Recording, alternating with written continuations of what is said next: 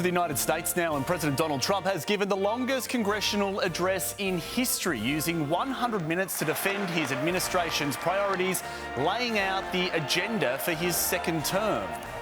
Tariffs are about making America rich again and making America great again, and it's happening, and it will happen rather quickly. There'll be a little disturbance, but we're okay with that.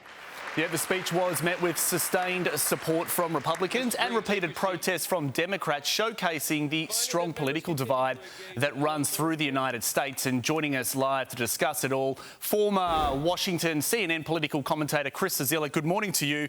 Chris, this was performative, plenty of red meat for the Republican base there. How's it been received?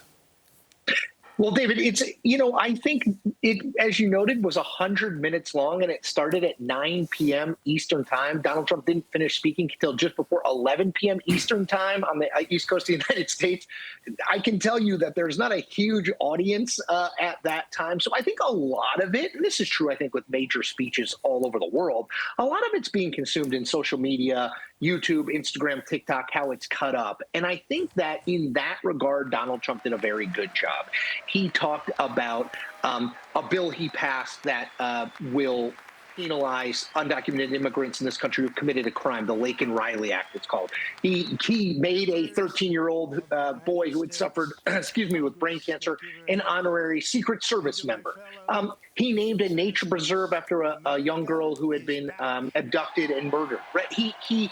He highlighted things that touch heartstrings, that are poignant, and that in a 30 or 45-second clip can be consumed, and I think would be popular with the vast majority of the public. Yep, and we saw plenty of headlines come out of it too, relating to the future of Ukraine and that pause on intelligence sharing as well, and of course, implications for Greenland too. Thanks very much for your time, Chris. Thank you. Take care. Here's Nat.